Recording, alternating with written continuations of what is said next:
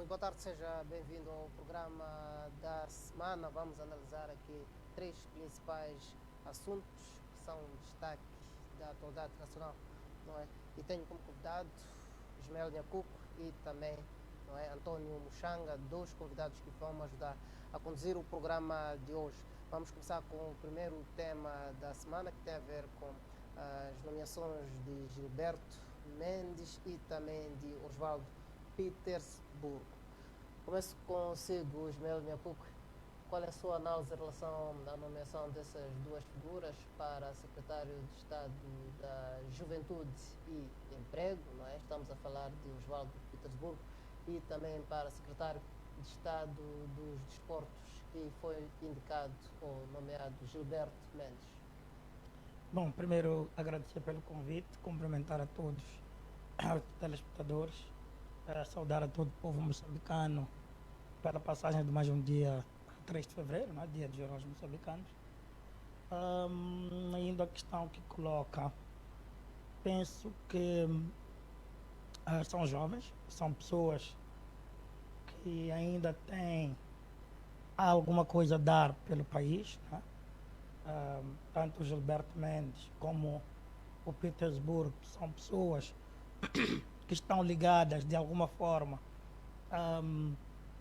à área em que foram indicados, né?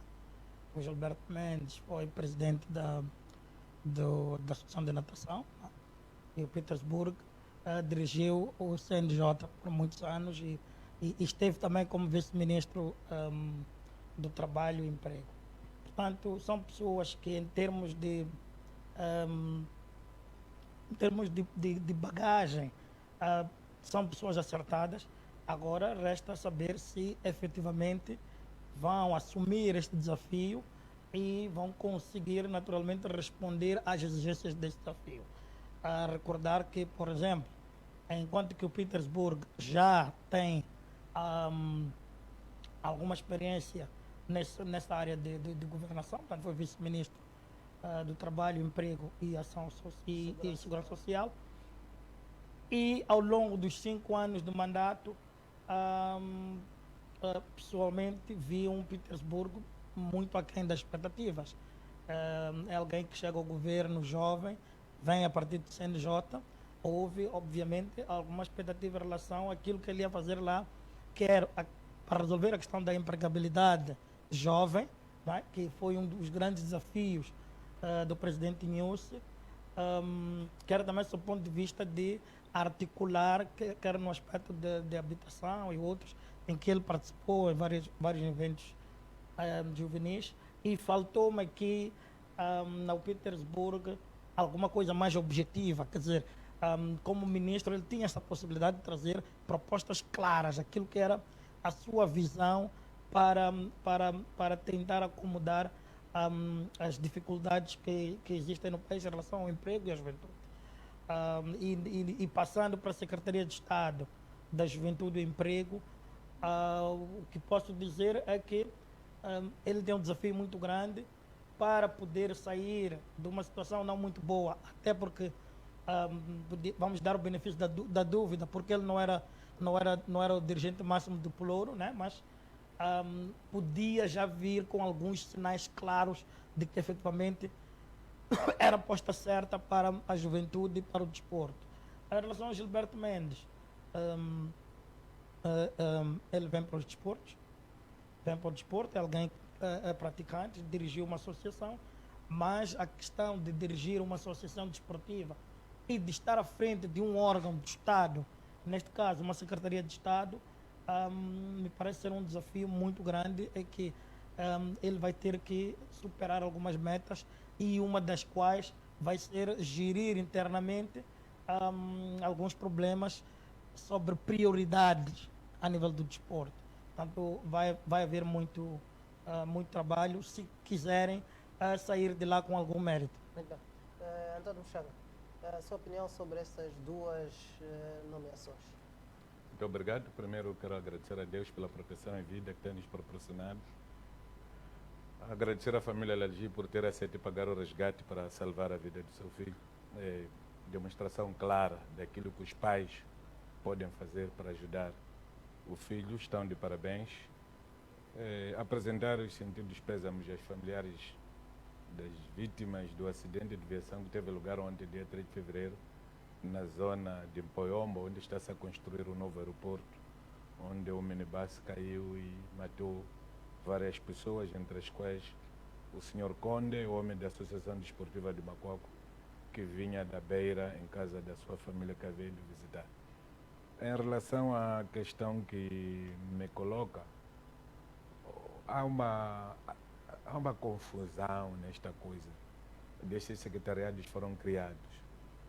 De princípio, um secretário de Estado não pode ser adstrito à presidência da República, porque o presidente da República não é ele que vem prestar o informe à Assembleia da República sobre o desempenho dos ministérios. Não é o presidente da República que apresenta o plano econômico e social e o orçamento dessas instituições.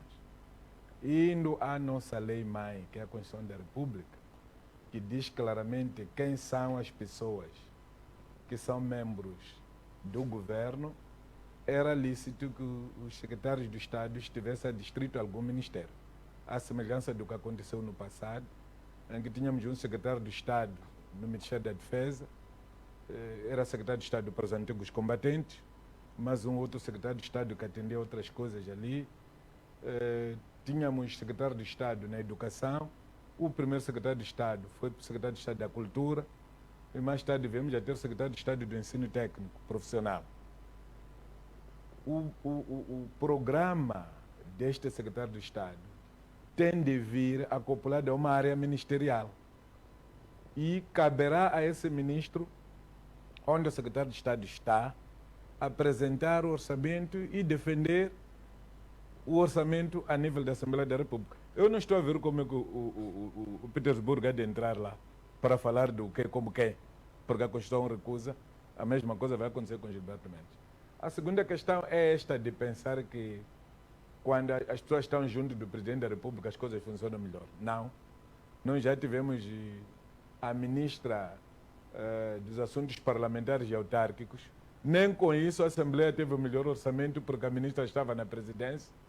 Nem as autarquias tiveram o fundo de compensação autárquica em tempo útil porque a ministra estava na presidência. Portanto, há qualquer coisa que anda mal em algum momento nas cabeças nossas quando se pensa que as coisas só podem correr bem quando estão junto de onde está o Presidente da República. Moçambique não começa e nem termina na Ponta Vermelha. O Presidente da República é responsável por todo o território nacional. Todos os ministérios estão aqui, estão sob sua alçada na qualidade de chefe de governo. O Gilberto Mendes vai ter um desafio, quanto a mim, que acho que há de ser muito sério. O Gilberto Mendes é mais homem de cultura do que de desporto. Por isso, ficaria muito bem que Gilberto Mendes fosse ministro da Cultura ou fosse secretário de Estado da Cultura do que secretário de Estado do Desporto. O fato de ter sido dirigente da natação não é a modalidade que mexe com os moçambicanos. Ainda que fosse o diretor nacional dos desportos, a pessoa que andou muito com futebol, que andou muito com basquetebol, que andou muito...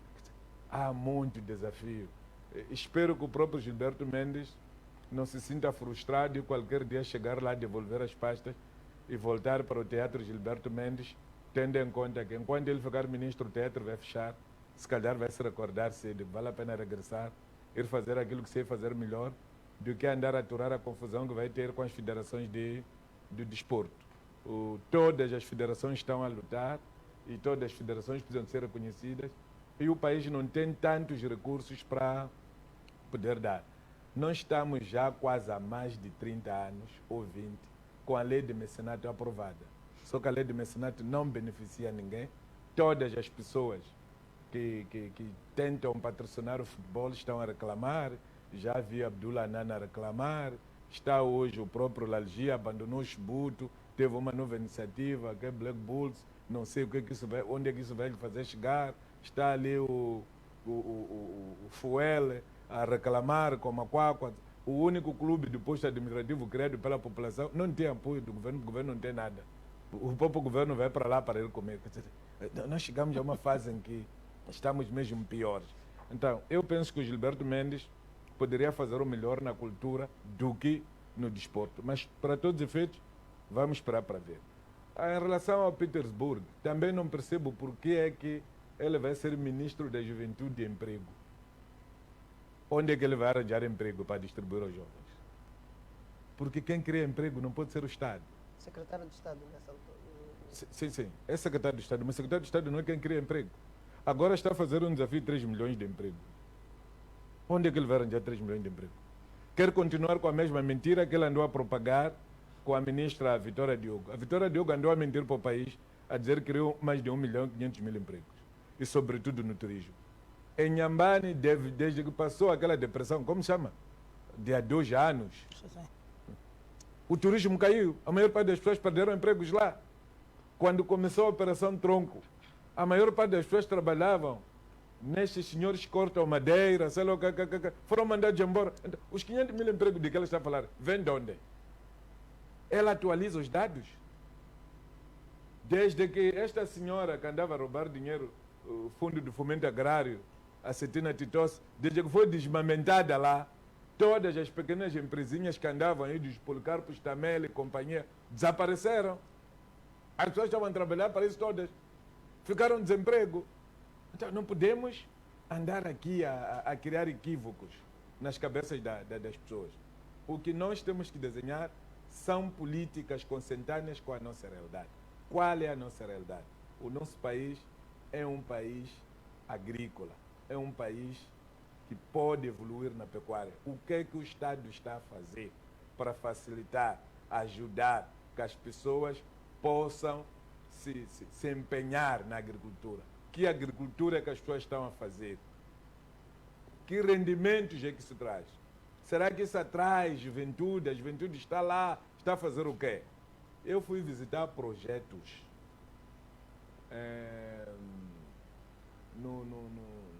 na Zambésia, em Mopeia, onde o governador que cessou mentiu para mim. Saiu de Mopeia sem ter conseguido produzir nem sequer uma tonelada de arroz. E houve muitos investimentos desde 2015. 5 anos depois, aquele projeto todo morreu. Mochanga, mas essa ideia que o chefe do Estado teve de criar esses 2 setores e colocá-los na presidência da República para que ele possa, digamos assim, comandar diretamente, fazer passar as suas ideias para estas 2 áreas que ele considera de importante. Não é uma iniciativa positiva. O presidente da República passa as suas ideias através de todos os ministros que são subordinados. Para o presidente da República passar a sua ideia sobre a diplomacia, não precisa de transferir o ministro de Negócios Estrangeiros do seu palácio para viver na Ponta Vermelha. O presidente, para fazer passar a sua política econômica e da gestão financeira, não precisa de ir tirar uma leana ali na travessia da Catembe para estar na presidência da República. A sua opinião? Desculpa, para o presidente da República poder trazer resultados no meio ambiente e na agricultura, não precisa de carregar todos os ministros para lá. Senão tínhamos que ir partir aquele palácio que se fez, voltamos a fazer um prédio gigante e toda a gente tem que trabalhar lá dentro. Não é assim como o Estado funciona. A sua opinião é que os ministérios deveriam se manter como estão?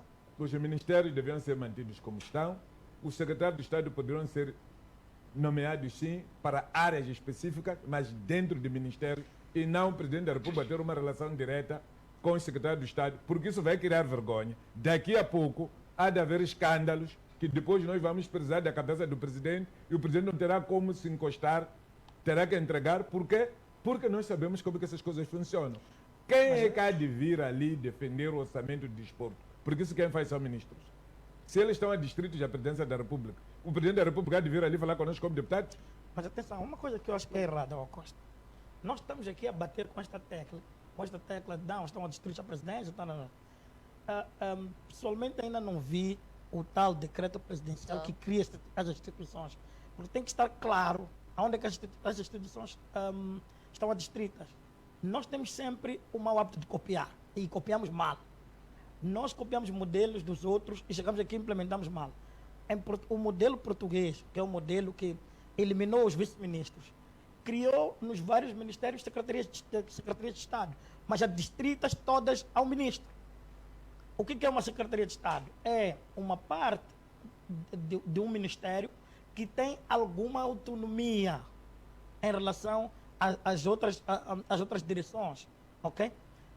Podíamos ter, sim, a Secretaria de Estado para os Desportos dentro de um ministério. O que é significar? Que esta pessoa seria a responsável e com alguma autonomia de gerir esta área sem que estivesse com muita pressão sobre o ministro. O que nós estamos a ver aqui é o quê? É uma salada que ninguém percebe muito como é que funciona. Por exemplo, no Brasil, o modelo brasileiro como é que é? É que as secretarias de Estado, elas subordinam-se ao Conselho de Ministros. É por isso que, quer no Brasil, quer em Portugal, na Espanha e outros, os secretários de Estado são membros do governo. Por quê? Porque é uma extensão do governo sobre determinadas áreas específicas. O que News fez é criar um gabinete. Eventualmente não encontrou um espaço de acomodação nessa estrutura de gabinete dentro da presidência e decidiu optar, e aqui temos que assumir, é que a Constituição permite que ele indique secretários de Estado. Portanto, em termos de indicação, não há nenhum vazio legal. Portanto, a Constituição permite que o Estado de Estado crie Secretaria de Estado. A questão é aonde que essas Secretarias de Estado articulam, como é que elas funcionam, subordinam-se a quem? E até há pessoas que dizem, não, porque os secretários de Estado têm estatutos de ministro. Mas isto está escrito onde? Isto não está escrito em lado nenhum, em nenhum manual de ciência política. Mesmo na Constituição da República de Moçambique. Se vocês forem a ler perfeitamente, há de ver que o presidente nomeia ministros e vice-ministros na lista, até reitores de universidades. O secretário de Estado é o último na lista. Como é que este secretário de Estado, que é responsável só por uma área específica, só desporto, vai ter as mesmas competências, os mesmos direitos, as mesmas regalias que alguém que gera um todo ministério com vários departamentos, várias direções?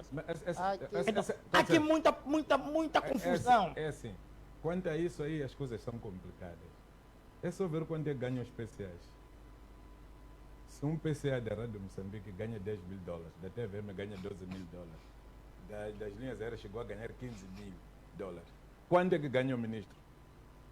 O ministro que o propôs para estar lá. Pois quanto é que ganha o próprio Presidente da República? São algumas coisas que você não chega a perceber o seu rácio. Eu conheço técnicos, conheço técnicos aqui, há distritos de alguns ministérios, que recebem 200 e tal mil meticais. O Ministério das Finanças tem um problema sério. Funcionários que trabalham na autoridade tributária recebem 3 vezes mais do que os outros estão nas chamadas direções comuns. O que é que isto quer dizer no mesmo ministério? O que é que ganha, por exemplo, o Diretor Nacional do Património, o Diretor Nacional dos Recursos Humanos? Ganha o que ganha o empregado, por exemplo, do porta-voz das alfândegas. Há qualquer coisa que anda um pouco mais. Com licença, deixa-me. O que eu queria dizer é o seguinte: nós criamos instituições para prestarem serviços. Criou-se uma instituição que é para cobrar imposto. Não é dinheiro dele. Alfândegas não produzem imposto, não produzem dinheiro. Vão coletar dinheiro que os empresários produzem. Nós podíamos usar uma ou outra designação. Não dizer que os coletores de imposto devem receber como iguais aos outros. Não é isso. Os coletores de imposto têm aquele subsídio de risco. Mas agora pagar 3 vezes mais que um outro funcionário que estão adstritos ao mesmo ministério, isso é errado. A propósito do secretário de Estado, nós temos esse secretário de Estado, Gilberto Mendes, que é CLOKKK. E há pessoas que dizem que ele vai ser muito simples, esse CLOKKK. Entretanto, o secretário de Estado, Edson Macuaco, é burocratizado. No dia em que, aqui na cidade de Maputo, a Vitória está aqui, a outra está aqui na cidade. Entre a Vitória e o Gilberto Mendes, as procedências particulares, quem está em cima de quem? É uma outra confusão essa. Porque é preciso que as coisas fiquem claríssimas. Estas coisas continuam da forma como estão, por quê? Porque o governo tem medo de mandar que a lei do protocolo seja aprovado em sede da Assembleia da República. É um decreto. Por exemplo, nós vimos agora um aviso do chefe do protocolo, informação as cerimônias são dirigidas assim, assim, assim. Chefe de protocolo a dar ordem ao governador. Onde é que está a lei? O que é que diz a lei? Quem está nas procedências? O que é que nós estamos a fazer? Por causa disso que hoje as pessoas até acabaram boicotando esta coisa da abertura do ano judicial. Os senhores não têm muito tempo para ir aturar palhaçada.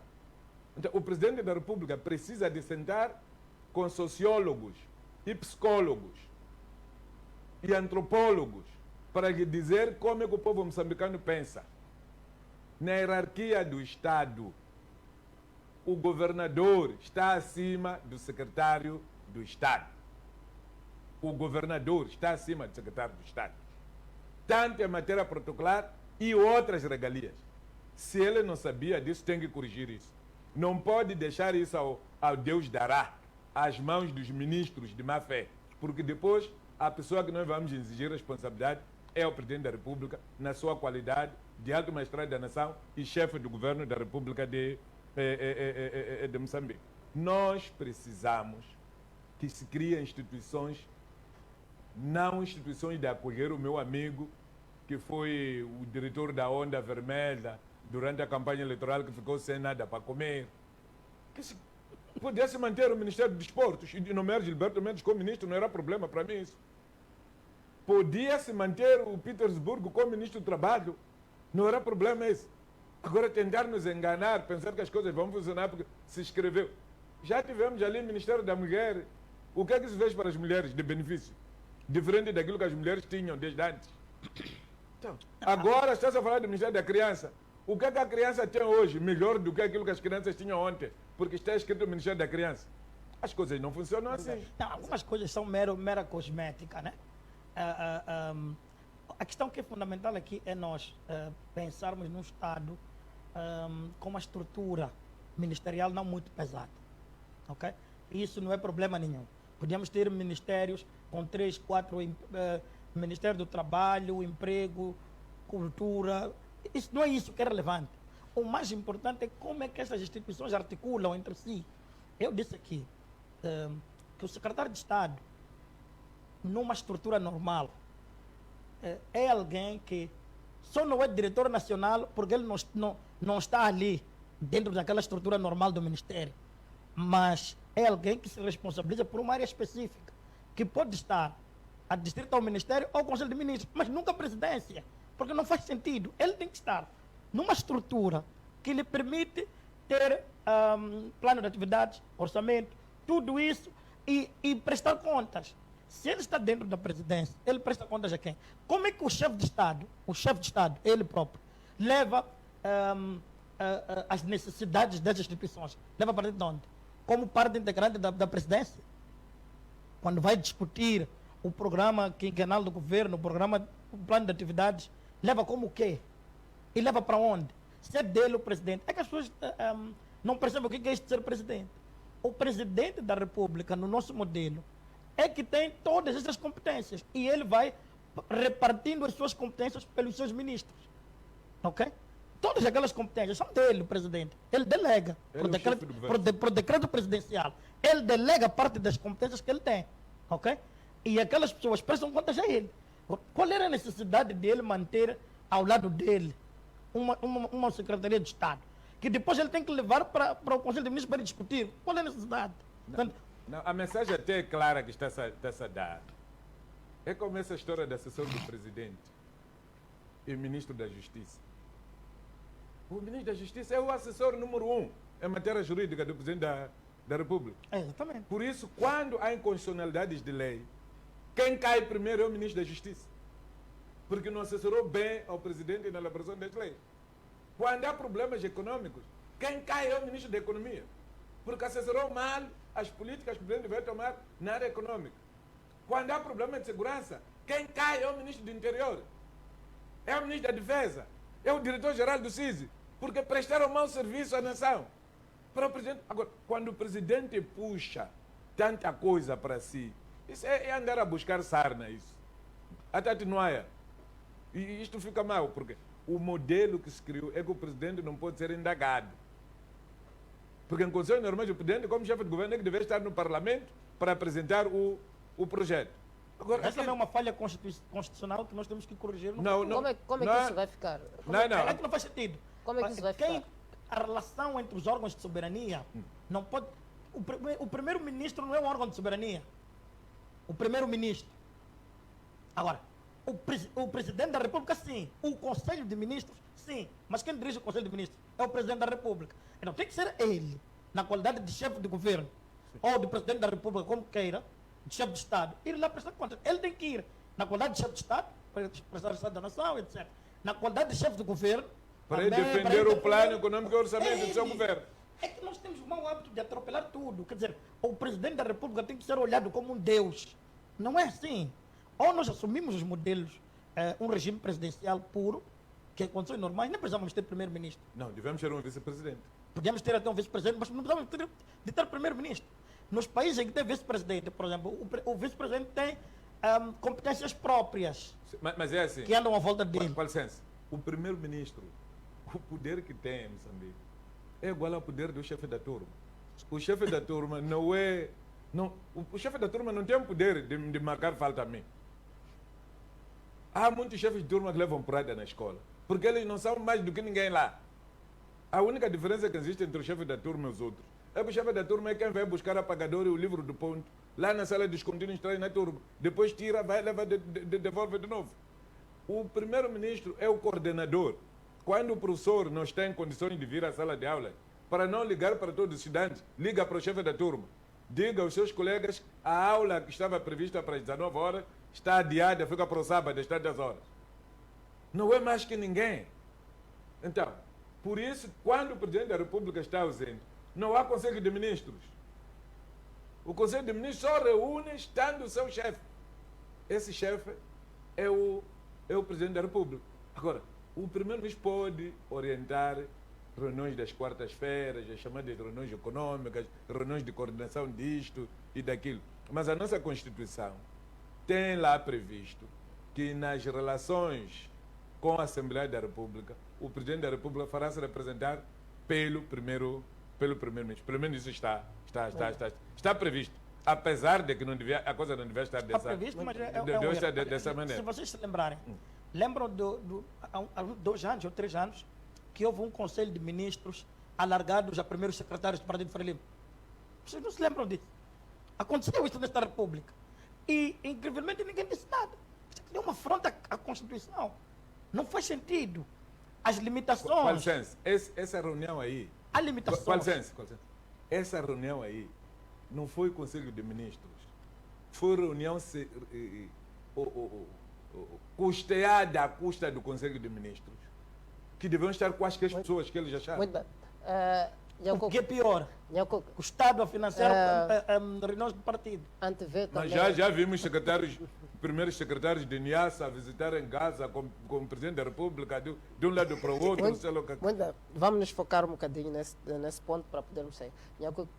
Também da opinião de Muxanga de que a curto, médio e longo prazo essa nomeação poderá dar algum problema, uma vez que não há aí, segundo Muxanga, uma forma de se prestar contas, talvez, à Assembleia da República, ou prestar contas da atividade que eles poderão estar a fazer, as pessoas indicadas poderão estar a fazer, a semelhança do que acontece com um ministro que vai ao Parlamento e por aí fora. Mas isso está mais que claro, porque no nosso ordenamento jurídico, o secretário de Estado não vai à Assembleia da República. Portanto, se tiver que se prestar contas sobre cultura, sobre juventude e emprego, quem é que vai ser chamado? Este é o problema real. Isto vai acontecer. E isto está a acontecer um pouco por todo este processo de descentralização. O chefe de Estado esteve a pedir na Praça dos Heróis que é preciso haver um pouco de tolerância em relação ao processo de descentralização. Por quê? Porque está-se a correr, como se diz na gíria, com a carroça à frente dos burros. Quer dizer, queremos um modelo de descentralização que depois já não conseguimos implementar. Não. É um modelo de descentralização de comodismo. Com licença. O modelo de descentralização, o presidente Inhosso conseguiu desenhar muito bem a nível da Constituição. Na Lei 4 está tudo bem. Está claro quais são os limites da descentralização. O secretário do Estado na província, quando muito, só vai ter relação com os serviços ligados ao Ministério da Justiça. Mais nada, é matéria ministerial. Que é o problema do registro civil, notariado, BI, prisões. Porque o resto, recursos minerais, outros não têm que se meter lá. Não, mas as finanças também está na... Não. As finanças, a Direção Provincial de Finanças é uma entidade muito autônoma. Não, mas vai se subordinar ao Não. secretário de Estado. Não. A quem se subordina, então? Não há subordinação. É como o comandante da polícia. Não é possível. O comandante da polícia não se subordina ao governador. Coordenam algumas ações juntos. O diretor do CISI não subordina-se ao governador. O comandante das forças, batalhões, não se subordinam a ninguém. Olha, o papel do chefe do Estado, a autoridade tributária, tem uma organização própria. É por causa disso que depois deles, o delegado da autoridade tributária, alguma vez já apanhou lá da Direção Provincial de Finanças a prestar conta, presta ao diretor regional. O diretor regional é que presta ao diretor geral. A questão não é essa, a questão é simples. É que a própria nova Constituição diz que o secretário de Estado é o representante do presidente da República na província. Logo, todas as atribuições de nível central adstritas ao chefe de Estado podem ser exercidas pelo secretário de Estado. Não há nenhuma linha na lei que diz que o secretário de Estado representa o presidente da República. Há um desconhecimento em relação a... Há um desconhecimento total. O que se diz é que o secretário do Estado representa o Estado na província. Sim. B, representa governo central. O chefe do Estado, como tal, não pode ter representante lá. Porque há poderes que o chefe do Estado tem que não são delegáveis. Por exemplo, os poderes de comandante-chefe das Forças de Defesa e Segurança. Não é delegável. Está escrito na Constituição. Por isso é um equívoco alguém deixar de ser deputado da Assembleia da República e pensar que vai fazer aquela palhaçada por mais tempo. No dia que tentarem fazer isso, o que nós vamos fazer? Vamos pedir a inconstitucionalidade daquela lei, do tal decreto que estão a tentar desenhar. Está mais que claro. Ali fala-se de diplomacia. Que diplomacia que se faz nas províncias? Por que desde que Moçambique surgiu como independente, nunca teve uma direção provincial do Ministério dos Negócios Estrangeiros nas províncias? Agora a NUSEC vai criar. Por que nunca teve uma representação, por exemplo, do Banco Central? Estás a falar da moeda. Ele é cada ano fiscalizar se nós estamos a comprar rand. Olha, as competências que aquele senhor tem são de fiscal. E o fiscal não é pessoa para andar-se a popularizar, porque deixa de ser fiscal. Aqueles devem exercer, são olho, são ouvido do Presidente da República. Não pode andar a pôr casacos ali, andar a empurrar pessoas. Vir-me gondola a ir lá nas estradas distritais que foram destruídas há 3, 4 anos. Qual é a relação que ele tem com aquilo ali? É tentar demonstrar o status quo, que nós agora somos nós.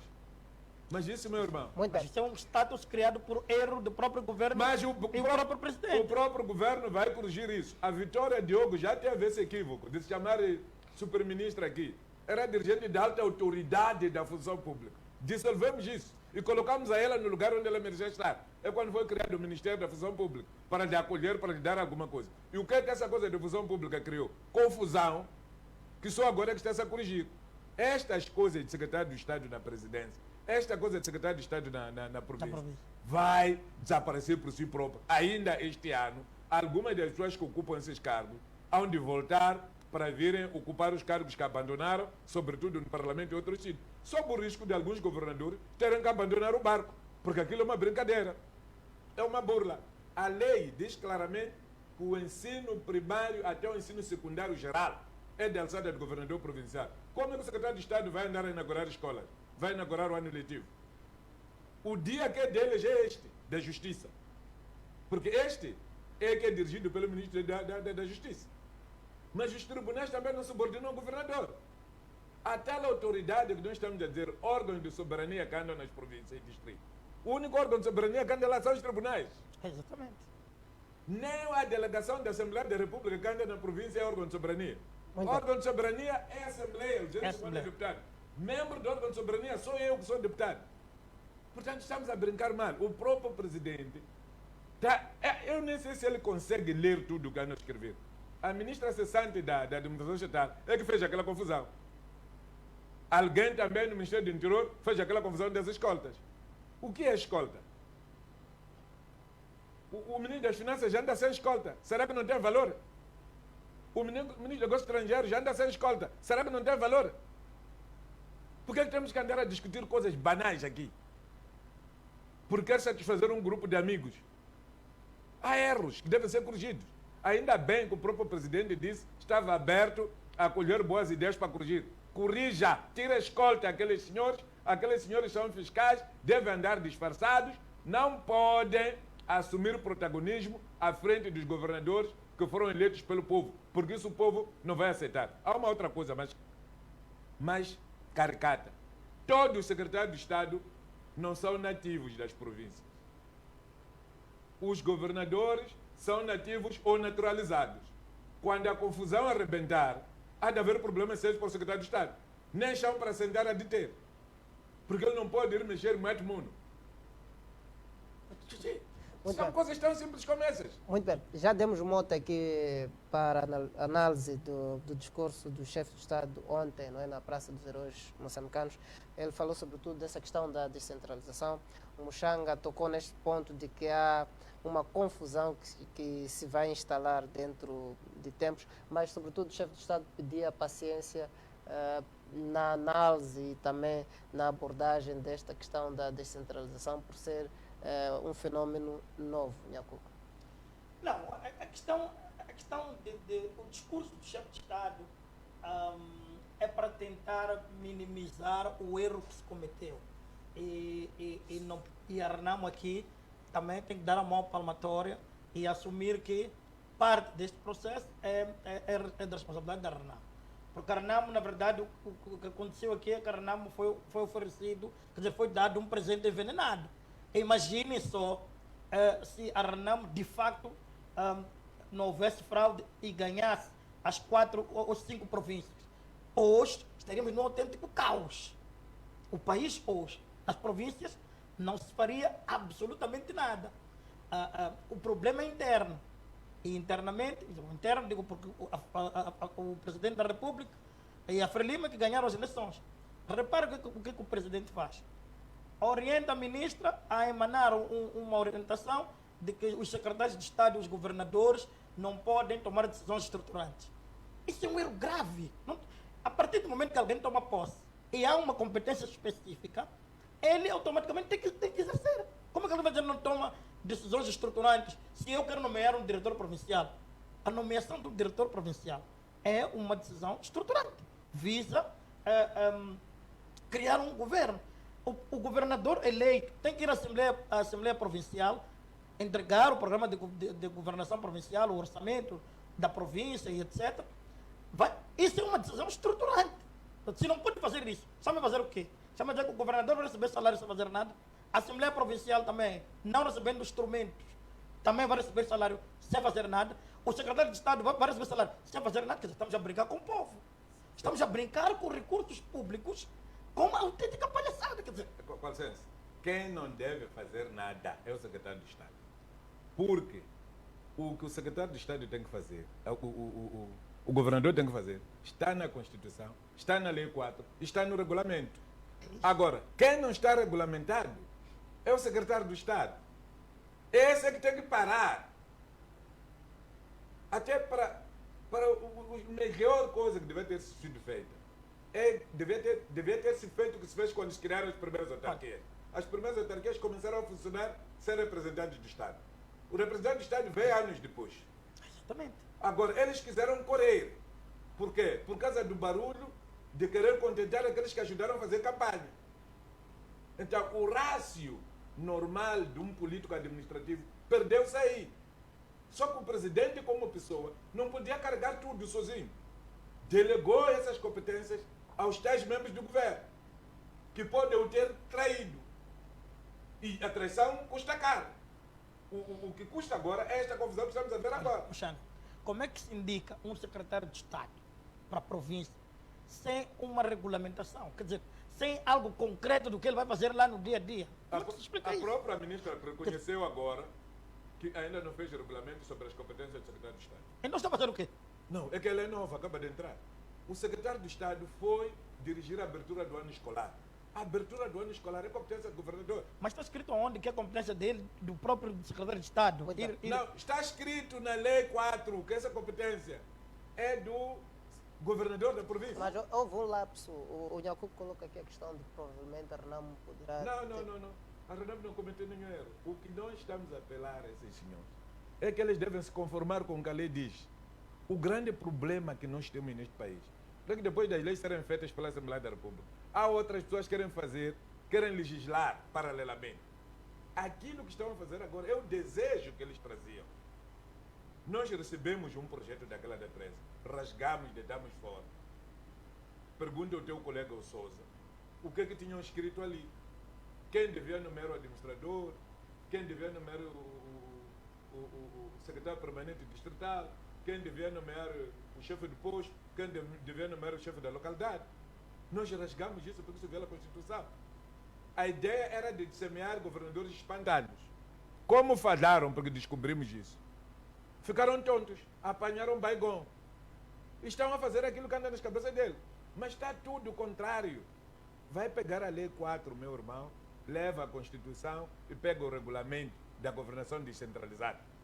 Muito bem, Agora, esta coisa da representação do Estado na província ainda não está regulamentado. Volto a dizer. Se indicou as pessoas. Por que não se esperou a regulamentação? Esse é outro erro que o Conselho de Ministros tem que explicar. E eles têm mania de que eles representam o chefe de Estado. Não! O chefe de Estado, na qualidade de chefe do Estado, o que é o Estado? O Estado é território e população. A população de Sofala escolheu alguém para dirigir aquele território. Muito bem, Muxanga. No seu discurso, o chefe de Estado também lamenta o fato de ter-se assinado o acordo de paz de agosto de 2019. Entretanto, há ataques, segundo ele, perpetrados por indivíduos descontentes, não é? com a liderança da Renamo e, portanto, continuam a perpetrar esses ataques. Sabe, a primeira pessoa que falou alguma coisa que criou confusão na Renamo foi o próprio presidente da República. Na última reunião do Comitê Central da FRELIM, vai ler o discurso dele, de abertura, de encerramento, e depois foi ler o mesmo discurso, já não me recordo se foi na Cipolo ou foi lá em Matalade, no encerramento de um curso da polícia. Dizia ele que o general Ossufo Momad queria trair os entendimentos que tinha feito com o presidente da Câmara. Está a tentar trocar as listas, sei lá o que coisa, sei lá o que. Dias depois surgiu o Nhongo a dizer que o general Ossufo era traidor. Mas a primeira pessoa a dizer isso foi ele. Ele não pode pescar à direita e virar à esquerda. Ele tem que assumir o que ele disse, na íntegra, na essência, o impacto disso nas cabeças das pessoas. Ora, nós temos uma situação, se eu sou seu parceiro, estamos juntos aqui neste programa, e vejo que as suas calças estão rasgadas, não posso gritar. Epá, vai lá cozer, as suas calças estão rasgadas. É o que o presidente da República fez contra o general Ossufo. Agora a bala saiu pela culatra. Surgiu o Nhongo, o governo ajudou a criar o Nhongo, agora já não consegue controlar as consequências do Nhongo. É a mesma coisa que aconteceu com Bin Laden. Algumas potências da NATO ajudaram a criar Bin Laden. Agora que Bin Laden mudou, todo mundo tem que andar atrás do Bin Laden. É preciso ter um discurso consentâneo e consequente. O general Ossufo Momad já disse, eu não tenho nada a ver com Nhongo. Nhongo é igual a uma mulher que livre, espontânea vontade abandona o lar, declara divórcio, tira a roupa e vai-se embora. A partir dessa altura já não volta para esta casa. Da mesma maneira que alguns membros da FRELIM abandonaram a FRELIM e foram criar Podemos. Nunca ouviu os membros da Podemos a falarem de coisas de quê? Da FRELIM. E nós nunca forçamos que o pessoal da Podemos tem que tomar decisões da FRELIM. Por que a FRELIM tem que forçar que o pessoal da junta militar tem que ser gerido pela RNAP? Se aquela gente já disse que é independente da RNAP. Costa, eu fico preocupado com esta situação, porque enquanto não ficar clara esta questão do Nhongo e da Renamo, O que temos é um DDR também, podemos dizer, em banho-maria. O Presidente da República disse no seu discurso que as Forças de Defesa e Segurança tudo vão fazer para desmantelar os desmandos na zona centro, referindo-se claramente à União, e na zona norte, referindo-se aos conflitos de Cabo Delgado. E eu paro e penso, quer dizer, as Forças de Defesa e Segurança tudo vão fazer. Se até hoje não fizeram, tudo vão fazer mais o quê? 2. Isso mostra uma ruptura em relação àquele desejo de diálogo para resolver o conflito. Quer dizer, quando sai da boca do chefe de Estado a dizer que, olha, aqueles que estão a plantar terror, nós vamos perseguir até as últimas consequências. Esses vamos procurar e desmantelar todos os conflitos no centro e no norte. Este tipo de discurso belicista de alguém que não quer dialogar, quer exterminar o outro, cria ódio. E esse ódio, quando ele vem da outra parte, vem com mais força ainda. Porque não podemos esquecer que aquelas pessoas são guerrilheiros. Aquelas pessoas não têm problema em assaltar a população, em destruir um carro. Quem perde com isso é o povo moçambicano. Os maiores lesados destes conflitos vão ser sempre o povo moçambicano. E aí é que tem que se pedir cautela. Eu compreendo que o Muxanga diz que não, o Nhongo é igual a uma mulher que abandona o lar. Com licença, está ali. A ministra diz que está em processo a regulamentação da descentralização para evitar conflitos entre o governador e o secretário de Estado. O regulamento do governador já existe. O que não existe é o regulamento do secretário de Estado. Eu espero que eles assumam isso em público. Muito bem. Mas pronto, aqui a questão, para mim, é simples. Se a Renamo não quer sentar com a União, eu compreendo e aceito, e a Renamo é livre de fazer.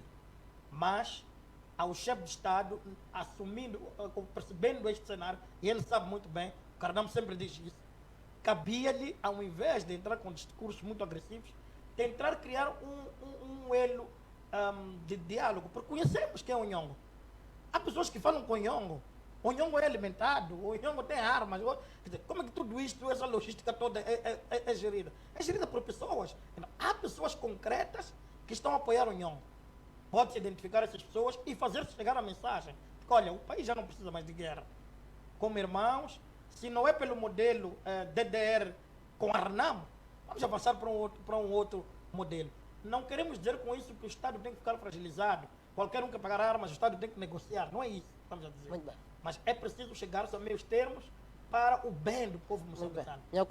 Já em jeito de últimas considerações, eu gostaria de ter a sua opinião sobre as declarações do ministro do Interior. Ontem, na Praça dos Heróis, ele dizia que as forças de defesa e segurança ainda não estão esgotadas em termos do seu esforço para combaterem os insurgentes, não é? Daí ainda não ser necessário o pedido de ajuda aos outros países. Qual é a sua leitura que faz em relação ao que está a acontecer em Cabo Delgado neste momento? Bom, mais uma vez é preciso dizer aqui claramente que o ministro está a mentir. O ministro está a mentir ao povo moçambicano, está a faltar a verdade ao povo moçambicano. Porque em Cabo Delgado as pessoas estão a morrer. As Forças Armadas estão como dizia o presidente da Câmara, estão a levar porrada. E todos os dias há imagens de militares mortos, carros recuperados pelos insurgentes e tudo mais. E não só. O general Matai, numa entrevista que deu há pouco tempo, 2 semanas, já não me lembro, acho que foi num jornal da praça, dizia claramente que as forças de defesa e segurança não têm hipótese, não estão preparadas para aquilo. E ao não assumir-se que é necessário uma ajuda, isso só mostra mais uma vez a ignorância, a prepotência, a arrogância, a estupidez que norteiam estas pessoas que estão à frente destes processos. Nós temos que assumir que há um conflito real. E nós falamos aqui no outro programa. Não se explica que até hoje não se conhecem aquelas pessoas. O que é que o CIS está fazendo? O que as forças de defesa e segurança estão a fazer afinal? Não tem capacidade. Vamos pedir apoio. Nós estamos a dizer para publicitar, escrever amanhã no telejornal, vamos pedir apoio. Isso pode ser feito também de uma forma mais humilde, em relações interestados. Isso pode ser feito. Agora, não podemos dizer que temos capacidade. Quando nós estamos a mentir, todos os dias as pessoas estão a morrer. Muito bem. Muxanga, também gostaria de ter a sua opinião. Estamos mesmo a fechar o programa. Bom, eu sobre primeiro este ponto. queria criticar o ministro da Defesa. Foi infeliz ao dizer que quando morre um militar nós não devemos ficar preocupados. Nós estamos preocupados sim, porque as pessoas que estão a morrer são nossos filhos. Se calhar por ele ser muito jovem ainda não tem filho que tem idade militar. Ou nos filhos dele ainda não perdeu um dos filhos. No dia que for enterrar o filho dele no cemitério, porque perdeu a vida, vai sentir isto, que as famílias moçambicanas sentem. Portanto, se a morte de um militar não pode ser preocupação, pior a morte da população. Porque o ministro não tem relação direta com a população. É preciso ter o amor das pessoas com quem está-se a trabalhar. Em relação ao ministro do Interior, acho que ele pode ter se equivocado um pouco. O importante, como ele é novo nesses dossiês, não é esperar esgotar a capacidade. Porque foi esse erro que Mabutu cometeu no Zaire. Queria ver a capacidade das forças dele. Quando percebeu que a força estava esgotada, os rebeldes estavam a tomar Kisangani, estavam a tomar o leste, estavam a apanhar aviões, quase que apanhavam ele em Kinshasa. Fugiu, foi entrar no barco, e do barco foi carregado por helicóptero. Já não deu tempo. Essa coisa de querer ver a capacidade de esgotar, quando a capacidade de esgotar, nem espaço para quem deve vir nos socorrer entrar, já não há de haver. Portanto, eu acho que é melhor encontrarmos outro tipo de linguagem, um pouco ponderada, em relação à questão. Reconheço que os dois ministros são novos, ainda precisam de se inteirar melhor dos dossiês e verificarem o que é que está a acontecer, o que está bom, o que não está bom, o que é que devem corrigir, mas dizer que ainda tem que se esgotar a capacidade.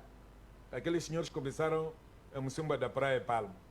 Agora já estão em Nangade, já estão em Medumbe, já estão em Kisanga, já estavam a 220.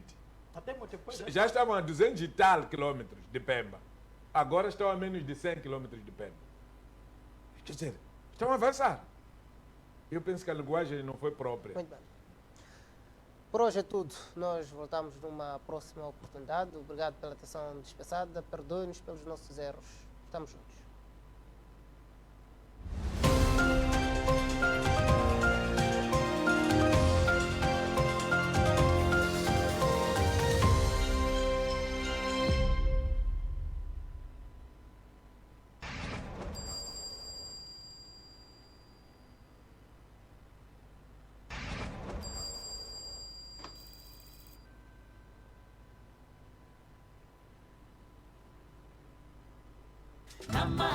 Na marcha, faz tão bem. Na marcha, faz tão bem. A migração digital está à porta e o teu kit antena grelha ficou ainda mais acessível. Por apenas 899 meticais, curta os melhores filmes e séries, as melhores novelas, desenhos animados para pequenada, notícias em primeira mão e muito mais. Mude o seu sinal analógico para o digital agora. Star Times. Divirta-se com a vida digital. Quer estar na moda? Com elegância, estilo e conforto? Então, venha a CS Fashion. Temos para si artigos europeus exclusivos, desde sapatos, bolsas, make-up, acessórios, roupa feminina, roupa masculina e roupa infantil.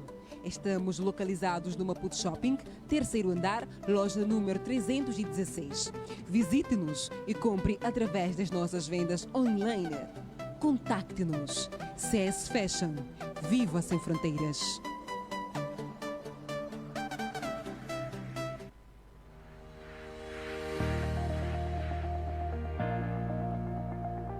O lugar ideal para realçar a sua beleza é no Mais Bela. Prestamos serviços de beleza como manicure, pedicure, cabeleireiro, make-up, massagem e muito mais para adultas e crianças. O nosso diferencial está na hospitalidade. Aconselho-vos a vir ao Mais Bela, para ficarem mais lindos ainda. Porque nas nossas mãos você é a mais bela. Localize-nos na Avenida Emília da Uce, número 500, Res do Chão.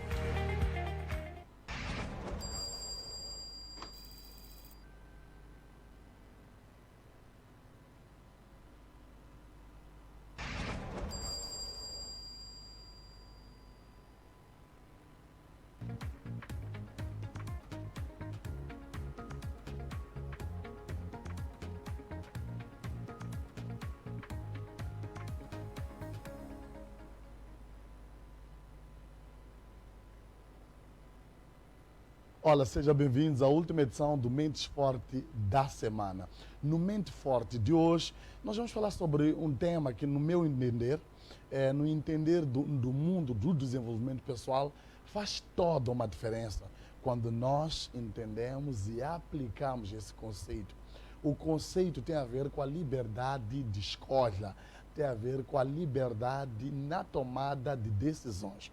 O que acontece? Regra geral, nós achamos que a maior prisão é aquela em que somos confinados e não nos é dado a liberdade ou nos é permitido socializar com o mundo aqui fora. Então eu fui pego, estou, seja BO, seja em cadeia civil, em qualquer outro sítio. Então eu digo, olha, a minha vida acabou porque eu estou preso, eu estou refém, eu não tenho mais a liberdade de acordar e trabalhar, eu não tenho mais a liberdade de acordar e produzir. Mas, na verdade, essa não é a pior liberdade, a pior prisão. A pior prisão é a prisão mental. É quando eu não posso, sabe, ter capacidade de, por mim mesmo, tomar as minhas decisões. A pior prisão é a prisão mental, é aquela em que você já vive praticamente programado a dizer sim. Olha, está a chover, então não podemos produzir. Sim. Estamos em período de Covid-19, então não se pode fazer nada. Sim, é verão e em verão não é possível fazer este negócio, não é possível criar este projeto. Sim, sim, sim. Sem que eu entenda, eu permito com que a minha mente ela seja controlada, sabe? Sem que eu assuma as coisas. Eu vivo uma prisão. E esta prisão é das piores coisas que pode acontecer com o ser humano. E por que, Hamilton? Porque essa pessoa começa a ter o comportamento da manada. O comportamento da Maria vai com as outras. O comportamento da maioria. E é assim que muitos de nós vivemos. Então, quando eu converso com as pessoas, olha, por que você aceitou este curso? Por que você se formou nesta área? Por que esta é a tua especialização? O que a pessoa me diz? Hamilton, eu estou aqui, eu me formei nesta área, estou nesta especialização porque me disseram que era esta área que eu teria facilidade de colocação em mercado de trabalho. Olha só o nosso tipo de pensamento. Olha só aquilo que nós pensamos. Eu estou aqui porque me foi dito que quem se forma nesta área tem mais probabilidade de se dar bem. Então eu não estou liberto na minha escolha. A minha decisão, a minha escolha, a minha capacidade de tomar decisões movidas pelas minhas intuições, movidas pelas minhas buscas, ela é ínfima. E a maioria das pessoas são assim. Então, o que acontece? Este comportamento, várias vezes ele é visto por quê? Ele é visto porque as pessoas elas não querem assumir que elas não são capazes de decidir por elas mesmas. Quantas pessoas nos assistem agora estão numa relação que não concordam, que já perceberam que é abusiva, que já perceberam que falta um pouco de tudo, respeito, paz, consideração, mas não vão deixar, não vão sair. E por que não vão sair? Porque o que a minha família vai dizer? O que os meus irmãos vão dizer? O que a sociedade irá dizer? Olha, eu não posso decepcionar os meus pais, eu não posso decepcionar o meu pastor, eu não posso decepcionar os meus padrinhos. Ou seja, a tua liberdade de escolha, ela está diretamente condicionada ao que as outras pessoas acham. Ela está diretamente condicionada ao que as outras pessoas dizem, ao que as outras pessoas pensam. E a pergunta que não quer calar é: quando é que você vai se libertar deste medo? Quando é que você vai estar disposto, disposta a viver a consequência daquilo que você acredita? Quando você vai deixar a sua personalidade conquistar? Então nós temos muitas pessoas que elas estão a sofrer entre dois conceitos: o que é errado e o que é certo. Então ela não quer sair deste padrão. Ela luta para estar errado, para estar certo e nunca estar errado. Quando amanhece, ela pensa no que vai fazer para manter-se certa e nunca errada. Então, pessoas que vivem esse padrão limitante da vida, elas não conseguem experimentar conquistas. Hoje eu estava a fazer uma leitura e li uma biografia do homem da Toyota. da marca Toyota de automóveis. E eu percebi o quanto ele teve de ir na contramão para que pudesse realizar os seus sonhos. Enquanto a maior parte das pessoas diziam, olha, vamos caminhar assim, ele dizia, não, eu posso entrar no mercado de uma forma diferente, mas estamos em plena Segunda Guerra Mundial, ok, que se dá na guerra. Enquanto eu tiver vida, farei o que for possível na realização dos meus sonhos. Infelizmente, as pessoas não fazem isso. As pessoas, elas não têm uma alma liberta. As pessoas, elas não são capazes, sabe, de ignorar o que não lhes leva em direção ao seu sonho. E geralmente, as pessoas que nos cobram que nós estejamos constantemente certos, estejamos constantemente dentro do padrão desejável, para que sejamos vistos, sejamos entendidos como fazedores, como pessoas íntegras, como pessoas honestas, elas sabem que para chegar aonde estão, tiveram que contrariar a maioria. Quantas vezes nós falamos sobre a Lourdes Mtola? O que a Lourdes Mtola dizia? Dizia que, olha, minha mãe se irritava comigo porque eu ia jogar bola com meninos. Isso não era típico de uma menina, jogar bola, sobretudo naquela época, há uns 20, 25 anos atrás, onde o machismo, onde a discriminação a discriminação sexual era maior. Ninguém entendia a minha necessidade de jogar bola, a minha necessidade de correr. Parecia algo infundada. Até que viram que realmente eu estava decidida a se ingrar no mundo do atletismo. Claro, contei com a ajuda de várias pessoas. Marcelino dos Santos já não está entre nós, entre outras pessoas. Mas a verdade é que para que a Lourdes Mtola produzisse o que produziu, nos dessas medalhas que nos deu, foi preciso ser rebelde.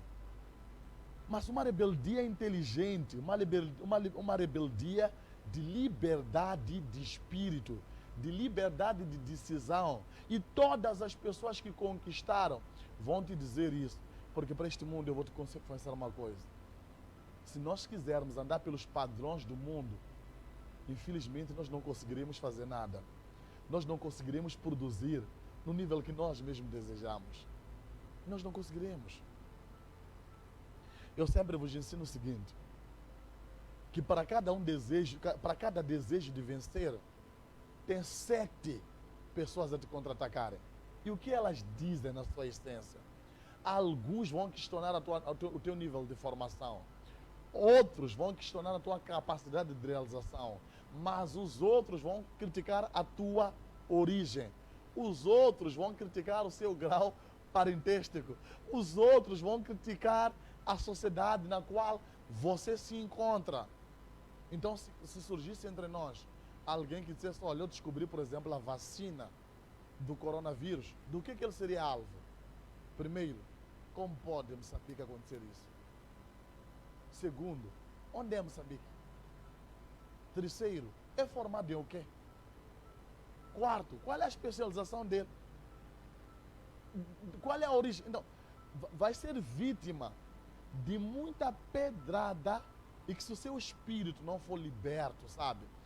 Se a sua capacidade de escolha não for maior que os obstáculos, vai sucumbir, vai, de certeza, perder o ânimo e em algum momento, vai desanimar. É assim que muitas pessoas talentosas deixam de agir. Eu estava a comentar agora, no estudo em off, com o meu colega, o Paulo, sem ser o apóstolo Paulo, o Paulo daqui do estúdio, estava a comentar com ele sobre a melancia do Mose. Eu me lembro que no surgimento da melancia lançou umas músicas em que nós criticávamos o conteúdo. E nós criticávamos o conteúdo, mas nós estávamos a ser falsos. Porque depois nós criticamos uma Matilde Conjo, nós criticamos uma melancia de Mose. Depois íamos buscar um funk brasileiro. Estava tudo bem. E, aliás, os promotores já tiravam um cachê e pagavam para que um funkeiro, uma funkeira brasileira venha para aqui e faça a mesma coisa, que não é boa. Quando é a Holanda boa, né? É a Holanda boa que faz. Quando é a melancia que faz. Por quê? Porque nós estamos a criticar quem ela é, de onde ela vem, por que ela faz isso. Ah, mas está a vir de fora. Oh, nice. Opa! está a vir uma fanqueira, então as pessoas me ligam, nós que estamos em televisão, as pessoas nos ligam para me ajuda, tens bilhete, eu quero entrar lá, onde é que vende? Tu dizes, uau, afinal funk é aceito, sim, é aceito, só não é aceito quando é um dos nossos a fazer. Por quê? Porque nós temos dentro de nós, né? Somos xenófobos, nós nos criticamos, criticamos uma pessoa que é de Nampula pela pronúncia, é de Climane pela forma como fala, porque essa nossa mentalidade não nos permite termos um espírito liberto. Então as pessoas criticavam, por exemplo, a Melancia porque falava da mesma coisa como a Roberta Miranda falou. Quando diz faz amor comigo, faz amor comigo. Como é a Roberta Miranda, que está a falar de fazer amor, está tudo bem, está tudo bem. Mas se for uma pessoa nossa, uma Melancia, a mensagem que ela tem, o que ela fala, não é bom.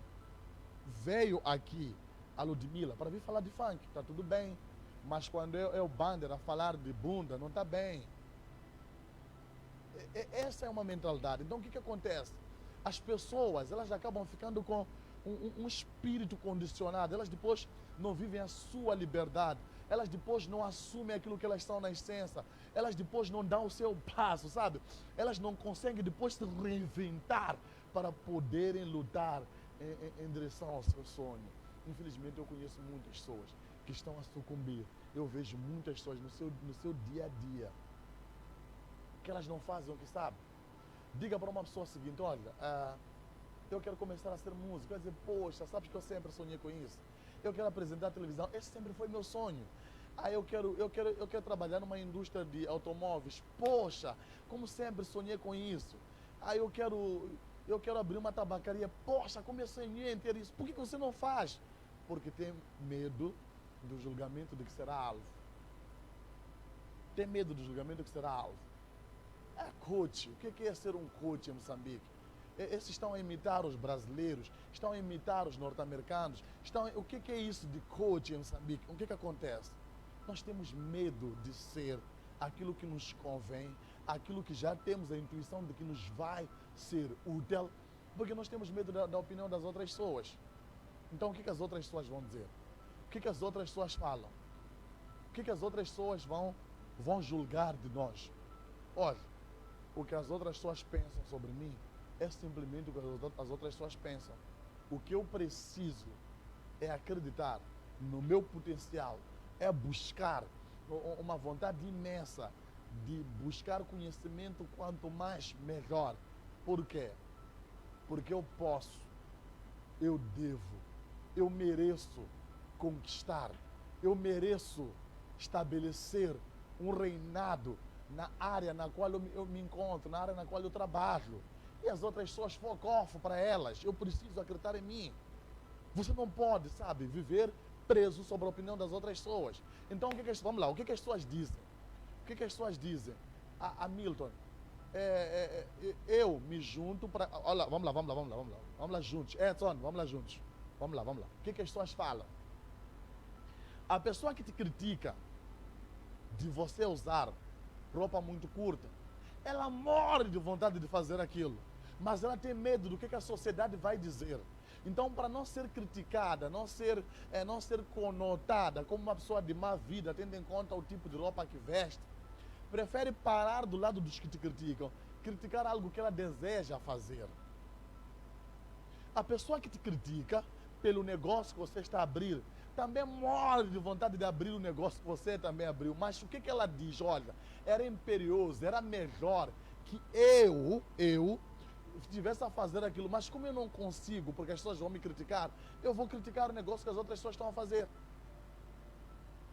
Sabes? A maioria dos que te criticam pelo que você faz, desejam ser. Desejam, mas de forma ardente, pertencer ao mundo no qual você pertence. É só você dar um tempo. É só depois de um tempinho você vai perceber o que eles dizem, vai perceber o que eles falam. Vão te dizer, olha, desculpa, tudo bem? Podes me ajudar? Com o quê? Gostava de fazer o que tu fazes. Você pergunta, uau, sério? Sim, sério. Então por que você fez tanto estilo? Porque você fingiu que não queria? Porque não são libertas emocionalmente. Falta-lhes a liberdade emocional. falta-lhes a decisão de escolha, falta-lhes o querer deixar de ser politicamente correto. Então o Edson vem aqui ter comigo, ele não vai dizer, olha, dá-me lá 200 meticais, coisas depois, o que Paulo vai achar? O que Paulo acha é problema dele. Eu não posso viver refém do que ele acha. Eu tenho que ter a minha liberdade de escolha. É uma necessidade, é algo do que eu preciso. Estou pouco me lixando para o Paulo. Eu quero que você aprenda a levantar, tomar suas decisões. Eu quero que você aprenda a não se deixar guiar pela opinião das outras pessoas. Porque se eu dependesse das outras pessoas, eu ainda estaria em casa da minha mãe sentada, à espera que a sociedade me avalie como uma pessoa pronta para trabalhar. E esta sociedade é hipócrita. Por que ela é hipócrita, ô Paulo? Por que ela é hipócrita, ô Edson? Porque ela vai dizer o quê? Ah, sabes, eu acho que você está confundindo as coisas. Você quer sair da casa dos seus pais. Sair da casa dos teus pais não é fácil. Você vai sofrer. Isso leva um tempo. É melhor se preparar. Você não está preparada para isso. Eu te aconselho, constrói devagar, não corre. Olha só o que elas te dizem. Mas vai você ficar, passar os 26, 27, 28. As mesmas pessoas que disseram que era imperioso que você ficasse, vão dizer o seguinte: ei, sabes, o fulano não sai da casa dos pais. É errado isso, pá. Ele quer envelhecer em casa dos pais, pá. Ele quer... E tu disse, eu já não entendo o que elas querem. O remédio é simples, seja livre. Seja livre. Seja livre.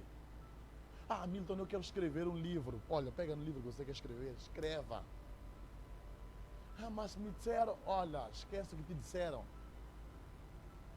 Porque se essa pessoa é uma pessoa que é realizadora, ela jamais vai te desencorajar na sua realização. Agora, se ela também nunca realizou nada, é normal que ela esteja toda hora a te assustar.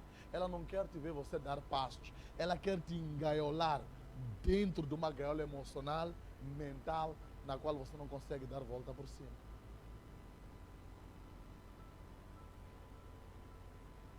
Do que você tem medo? O que te foi dito? Quem te assusta? Quem te desencoraja?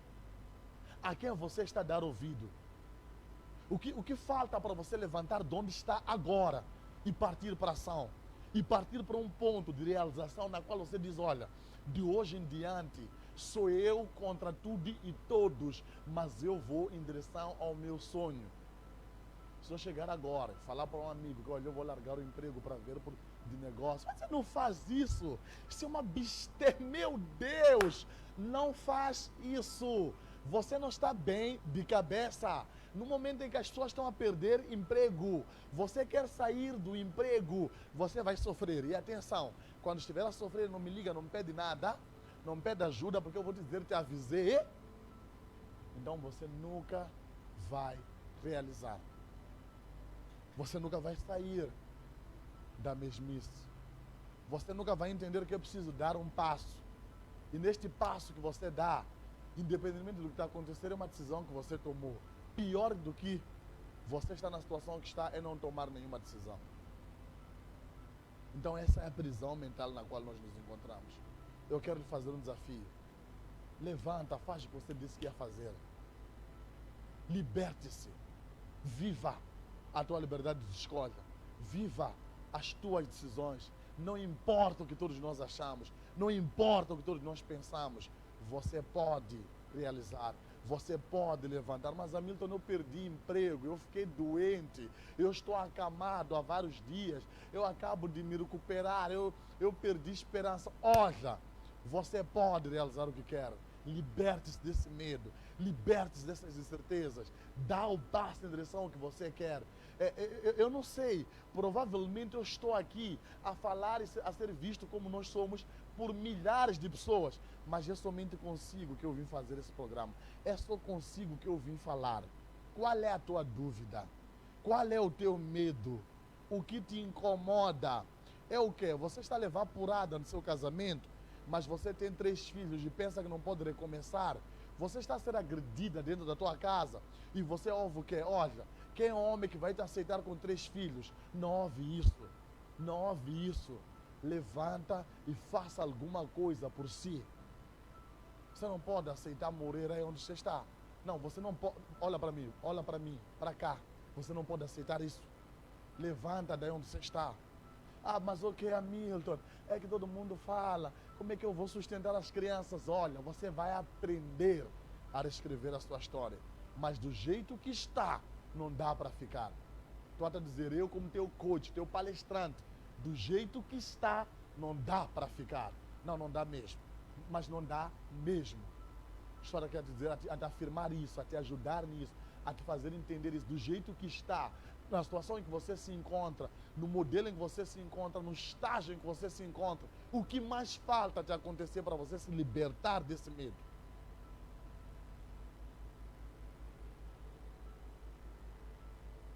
O que falta? De quem fala melhor que você te aprovar? De quem tem um grau de formação maior ou melhor que o seu para te aprovar? De quem vem de um berço melhor que o seu para te aprovar? Para com isso, liberta-se desse medo. Nós estamos a um brevíssimo intervalo e a nossa volta, eu quero que você já tenha pegado sua caneta, o seu papel e já tenha feito o exercício aonde está errado e aonde vai melhorar, qual é o passo que eu preciso dar para poder mudar essa situação. Vamos a um brevíssimo intervalo e voltamos já.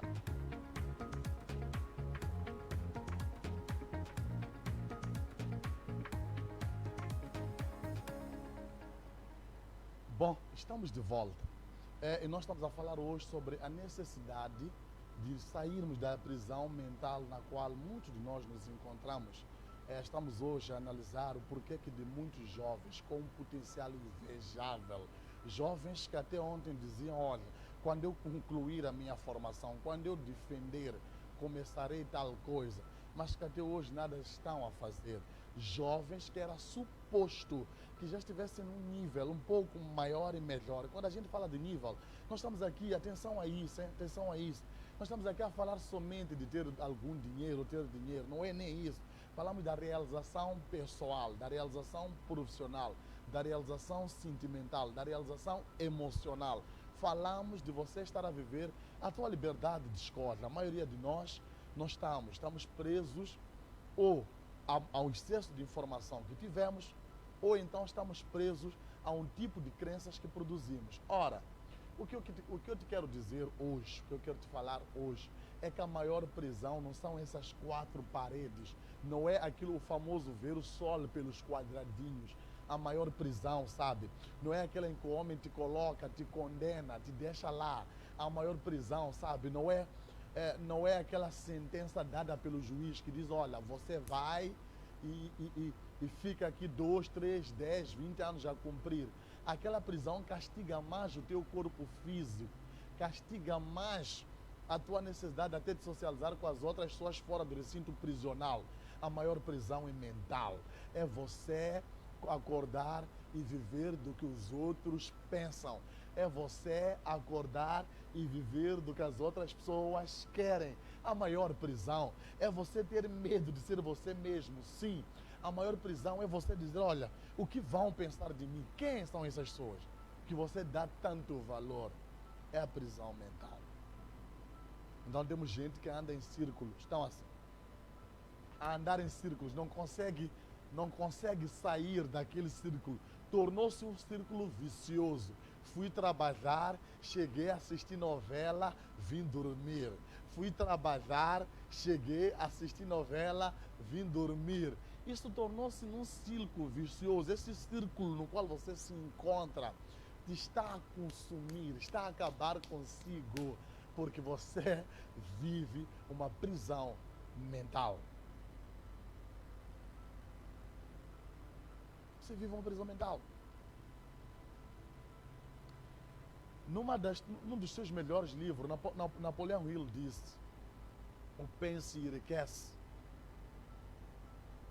que muitos depois mapearam para o Pense e Fique Rico, mas vamos lá falar, o Pense e Enriquece. Quando ele falava de enriquecer, ele falava em várias vertentes, não somente em números. Ele disse que ele deu ali 17, é isso, ele deu 17 receitas que nós precisaríamos colocar em prática. A primeira deles, ele disse que eu precisava ter um desejo, mas que esse desejo devia ser um desejo não qualquer, um desejo ardente. Atenção a isso. Ele disse, cria esse desejo ardente. Mas também uma das coisas que me chama a atenção, ele disse, cerque-se de um grupo, de que este grupo chamarás de mentes fortes. Parece coincidência com o nome do programa, né? Não, não é. Ele disse, Napoleão, ele disse, você vai precisar se cercar de um grupo. Mas a este grupo, você poderá chamar de mentes fortes. São mentes que te vão ajudar a progredir, são mentes que te vão ajudar a caminhar na direção que você vai. E essas mentes devem estar diretamente ligadas ao teu propósito. É por isso que eu sempre falo, nós não somos promotores de showbiz aqui neste horário. Nós falamos de desenvolvimento pessoal, falamos do sair da caixa e começar a viver a tua liberdade de escolha. Ainda que para todo mundo isso não faz sentido, não precisa fazer a escolha tua. Então ele diz, tenha um desejo ardente, mas depois do desejo ardente, cerque-se de pessoas com mentalidade forte. Ele diz, façam reuniões semanais, mensagens, mas conversa com pessoas que pensam a mesma coisa consigo. Eu dizia antes de irmos para o intervalo que o que nos mata é a rotina enfadonha que nós criamos. É a rotina improdutiva que nós temos. É, sabe, aquele estar toda hora em frente à televisão a ver coisas que não me acrescentam. Seja elas uma novela, seja elas um jogo de futebol, seja um filme. Ah, Milton, então não posso esparecer, não posso relaxar. Você pode sim. Mas o problema, você qual é que é?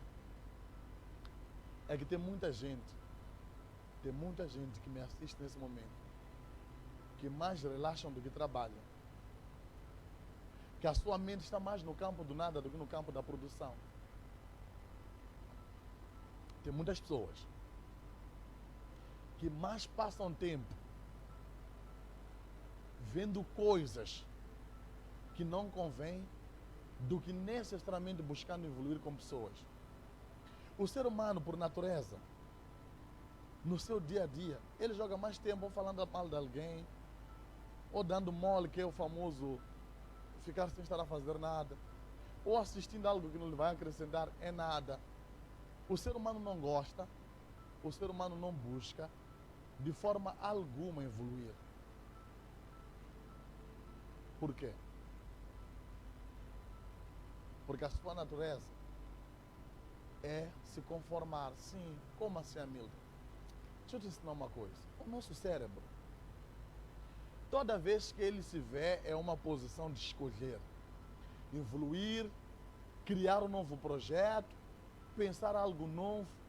De tão preguiçoso que ele é, ele vai na sua memória cerebral e procura um arquivo morto para validar.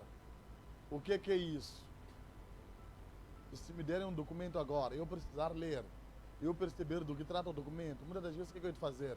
Eu ia ficar preguiçoso. E quando ficar preguiçoso, o que eu faço? Eu vou buscar alguma experiência, vou buscar algo que eu sei ou que eu ouvi falar sobre aquele documento. E Hamilton, por que isso acontece? Porque o nosso cérebro é preguiçoso, ele não gosta de criar. Ele gosta de viver de lembranças. Ele gosta de viver do passado. Ele gosta de viver de experiências. Então nós não somos de natureza seres produtores, seres criadores. Agora, não vamos fugir da nossa reflexão. Tão simples quanto isso. Em que área você precisa se libertar? Qual a liberdade que você está a correr atrás dela já faz bastante tempo?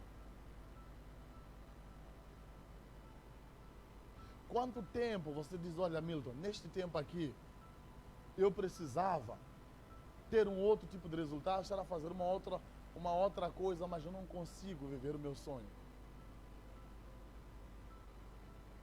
Você está a envelhecer.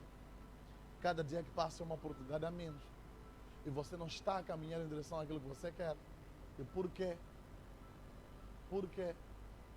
Porque você tem medo de decepcionar as pessoas que supostamente te amam. E por que supostamente? Porque se realmente elas te amassem, elas incentivariam a sua loucura. elas incentivariam a sua loucura.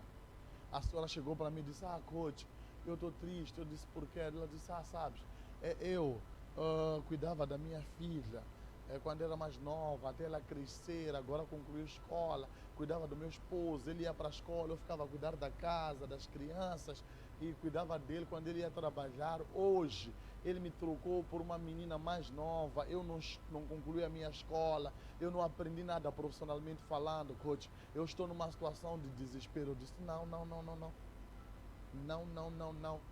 Não culpa nem os teus filhos, nem o teu esposo. A culpa foi sua. Quem se deixou em segundo plano para agradar as outras pessoas foste tu. Quem se deixou em segundo plano para viver as escolhas das outras pessoas foste tu. Os teus filhos saíam de casa todos os dias e iam tomar uma decisão. Você estava em casa sentado. O teu esposo ia concluir a escola dele, depois de trabalhar. Você estava em casa a dizer que está a cuidar deles. Poderia ser bonito isso. Um grande gesto esse.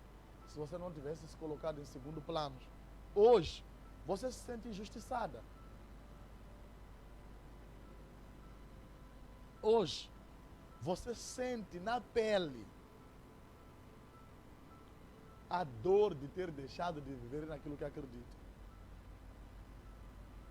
Você sente hoje na pele a dor de ter deixado de ser quem você realmente é. Por que você deixou de ser?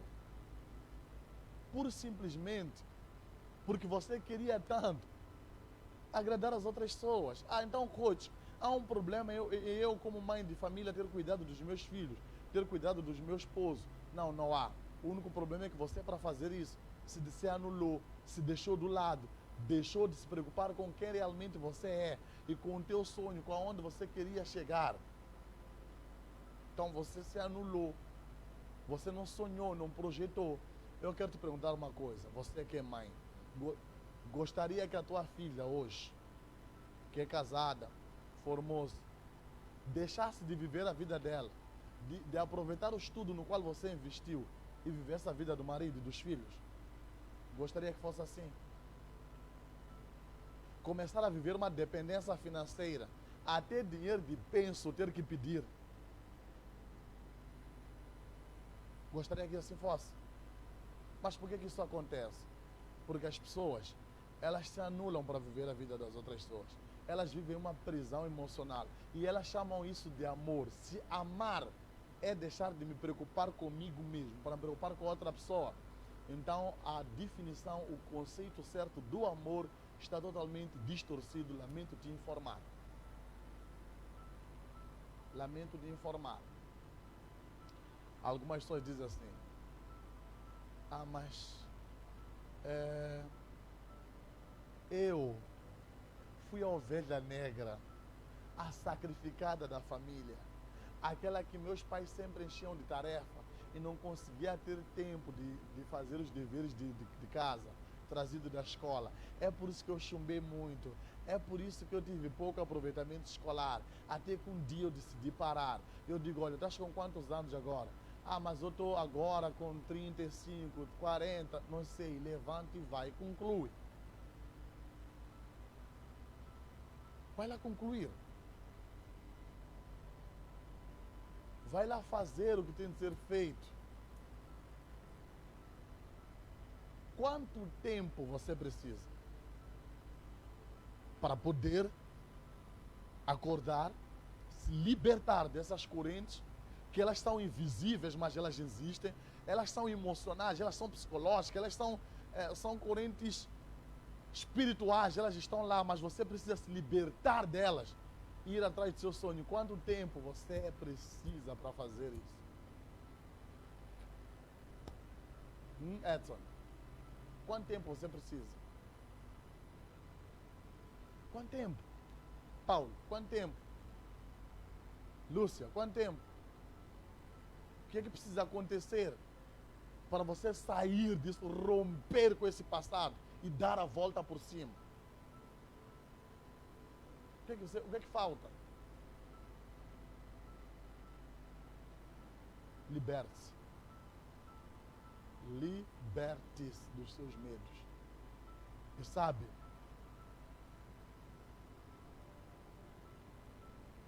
Sabe, eu vou te falar uma coisa. Deus ajuda quem madruga. Isso também pode querer dizer que Deus é com aquele que se esforça. É com aquele que não aceita viver uma prisão mental. Não aceita viver limitações. E quando assim é, tudo se faz novo. Porque há um inconformismo com o presente século. Há uma vontade imensa de dar a volta por cima. Há uma vontade imensa de trazer resultados extraordinários. Se você ler a biografia dos grandes homens, dos grandes realizadores, nenhum deles vai te dizer o seguinte: que, olha, eu acordei, sentei debaixo da sombra de uma árvore estrondosa que existia na minha casa e dali em diante eu tive sucesso, as minhas coisas começaram a correr bem. É mentira. Todos vão te falar de um esforço. Todos vão te falar de um sacrifício que fizeram. Todos vão te falar de passos importantes que tiveram que tomar, de decisões importantes que foram contra o que a maioria pensava. Mas foi isso que lhes deu os resultados extraordinários que eles têm hoje.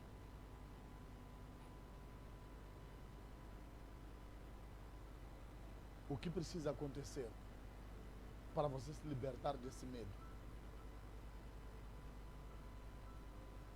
O que precisa acontecer para você se libertar desse medo?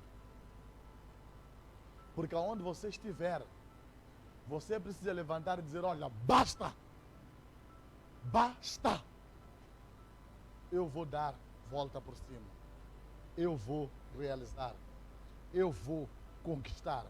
Eu vou correr atrás. Chega! Enquanto você não dar um basta, não colocar o chega, lamento lhe informar, você jamais realizará coisas grandes. Edson, você jamais realizará coisas grandes.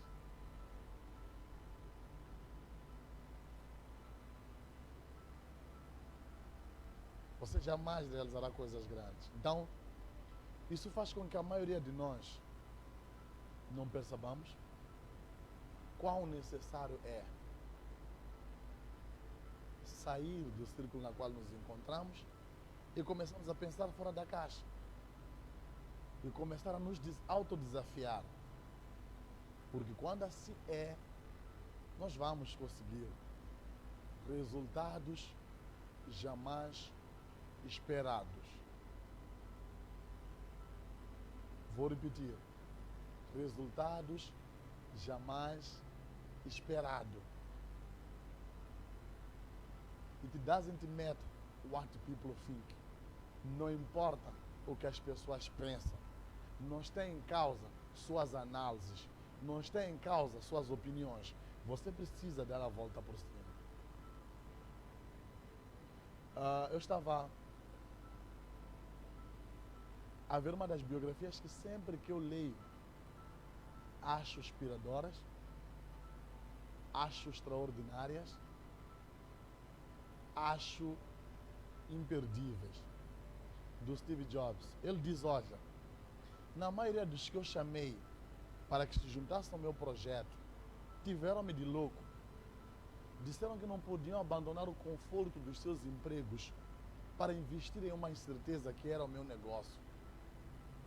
A maioria das pessoas que eu propus que trabalhasse comigo disseram-se incapazes de sequer abrir mão de um salário já garantido que caía mês sim na sua conta, por conta de uma loucura empreendedora por mim proposta. Mas anos depois vieram ter comigo, vieram me procurar para que eu pudesse lhes empregar.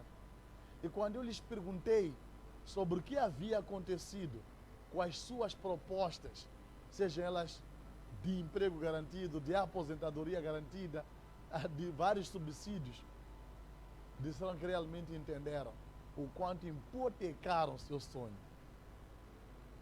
Disseram que realmente entenderam o quanto deixaram de sonhar, o quanto deixaram de ser autoexigentes para consigo mesmo. Olha, toda coisa grande que nós queremos realizar causa desconforto. Se uma mudança não te causa desconforto, é a mesma coisa que você está fazendo. Mudar causa desconforto. Quando eu sair daqui e ter de entrar no carro e dirigir-me para casa, causa desconforto porque eu estou a me movimentar, estou a me expor ao risco, estou a me expor ao perigo, estou a me expor a várias coisas que eu mesmo não queria que acontecessem comigo. Então, se eu quero ter resultados extraordinários, é preciso que eu faça coisas extraordinárias. O Steve Jobs diz que não, eu não sonhei aquilo e tentei implementar sozinho. Eu quis fazer com um amigo. Eu quis fazer com um brada, com alguém que eu achasse que também tem a mesma indignação que a minha. Mas, infelizmente, o que eu entendi das pessoas, é que elas não sabiam simplesmente o que querem. Elas não sabiam simplesmente aonde querem chegar. Então, elas diziam, olha, aqui onde eu estou, Steve, eu tenho um contrato. Aqui, ao me comportar bem, Steve, eu tenho a minha aposentadoria garantida. Aqui, ao me comportar bem, Steve, eu poderei pagar a escola dos meus filhos. Aqui, ao me comportar bem, Steve, eu vou poder ter uma ditosa velhice. Como pode você hoje me sugerir ou me aconselhar a largar os anos que me dão direitos a esta aposentadoria aqui para ir embarcar consigo nessa incerteza? Mas é naquela incerteza que estava o poder do sucesso. É naquela incerteza que estava a conquista. Eu não sei até quanto tempo você pode adiar mais o teu sonho. Você pode adiar fazer as coisas que realmente precisam ser feitas para te dar resultados extraordinários. Mas de uma coisa eu tenho certeza. Toda ação provoca uma reação. Toda ação provoca uma reação. E sabes, não precisa ter o cenário todo criado, não, para que eu possa libertar a minha mente. Quando parecer estranho, quando parecer estar a faltar alguma coisa, é aí mesmo onde eu devo acreditar que as coisas, elas vão acontecer. Senhoras e senhores, foi um prazer enorme conversar com todos vocês. Eu acredito que de hoje em diante, nós influenciamos e nós ajudamos pessoas a tomarem decisões. Nós ajudamos pessoas a tomarem escolhas mais acertadas. Ah, mas Hamilton, eu tenho em algum momento o medo de um futuro incerto. Olha, tudo na nossa vida é incerto. Tudo na nossa vida dá medo, sim. Nós temos o medo de amanhã. Quem diria que nós teríamos um estado de emergência em que nos teria até ilimitado a ir a uma igreja congregar? Nós que até ontem dizia que não podíamos ir à igreja porque andávamos sem tempo. Hoje temos tempo, queremos ir à igreja, a igreja que está fechada. Sabe, o perfil de quem realiza não se deixa inibir, não se deixa levar pelo medo que as pessoas lhes causam. Senhoras e senhores, foi um prazer fazer esse programa com todos vocês. Mas eu não posso ser sem te dizer o seguinte: a mentalidade de quem nasceu para conquistar aceita desafios, aceita ultrapassar obstáculos. Eu vou embora, mas eu quero que você entenda uma coisa. As coisas elas só vão mudar, seja elas de que área for, espiritual, é sentimental, é financeiro, é profissional, é na saúde. Só vai acontecer o que você tanto almeja, se você se permitir. Ah, mas Hamilton, eu tenho muita gente que me desencoraja. Eu não posso te despedir sem te dizer isso. Lembra da história do escorpião e do mestre? Ah, não sabe? Deixa eu te falar, antes mesmo de eu ir embora. Dizem que chegou um mestre e viu que um escorpião havia caído em um poço. Teve ele a vontade de ajudar aquele escorpião. Só que toda vez que ele metia a mão para tirar o escorpião picava-lhe e voltava a cair na água. Não tendo ele alguma coisa que pudesse usar por perto para poder tirar o escorpião da água. De novo ele metia a mão. E sabe o que acontecia? O escorpião lá picava e caía de novo no poço. Ele dizia, não, meu Deus, se eu deixar esse escorpião aqui, ele vai, a algum momento ele vai cansar e vai morrer aqui no poço. Então o que eu posso fazer? Deixa eu tentar tirar, mas sempre que eu meto a mão, o escorpião pica-me. Um dos amigos estavam com o mestre disse, mas mestre, eu não te entendo, discípulo do mestre disse, olha, eu não te entendo, é loucura isso. O senhor já está a começar a sangrar e mesmo assim não para de ajudar o escorpião. Ele disse, olha, cada um vive segundo a sua natureza. A minha natureza é ajudar e a natureza do escorpião é picar. Cada um de nós está a manifestar aquilo que é. E eu não vou deixar de ser aquilo que eu sou, tendo em conta as dificuldades que eu estou a encontrar aqui. E numa dessas tentativas ele conseguiu tirar o escorpião fora. Há quem a sua natureza é te criticar. Esteja você a fazer o certo ou não. Há quem nasceu com dom, com a habilidade de ver defeitos em tudo. Vai ver defeitos no que você está a fazer. Mas há também pessoas que nasceram para inovar, para fazer, para causar. E essas pessoas não se vão deixar inibir por qualquer obstáculo que encontre. Eu quero que você reflita nisso. Afinal de contas, qual é a tua prisão mental? Porque se libertar dela, aí sim, grandes coisas vão acontecer. Eu fico por aqui. Esta foi a última edição do Mente Forte desta semana. Vimo-nos na primeira edição da próxima semana, se assim Deus o quiser. Obrigado.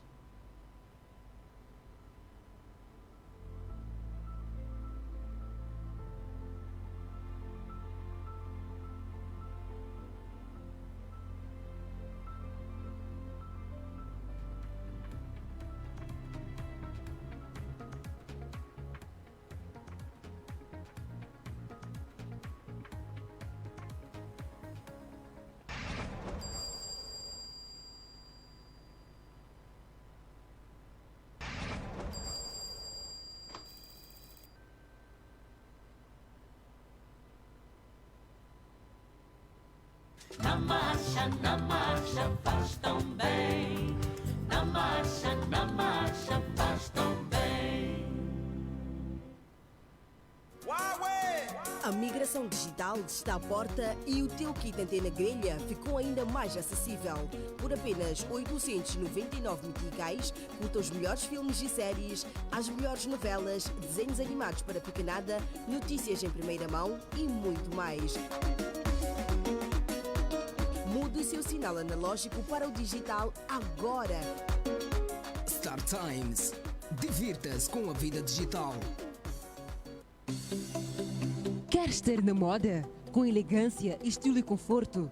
Então, vem a CS Fashion.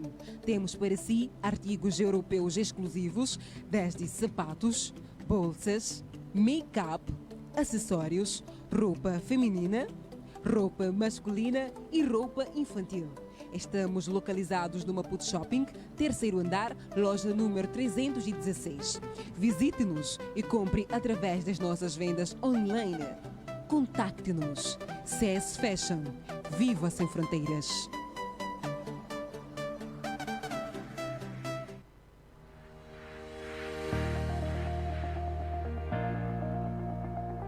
O lugar ideal para realçar a sua beleza é no Mais Bela. Prestamos serviços de beleza como manicure, pedicure, cabeleireiro, make-up, massagem e muito mais para adultas e crianças. O nosso diferencial está na hospitalidade. Aconselho-vos a vir ao Mais Bela, para ficarem mais lindos ainda. Porque nas nossas mãos você é a mais bela. Localiza-nos na Avenida Emília Daúce, número 500, Res do Chão. Apresentadora vestida por CS Fashion. Viva sem fronteiras.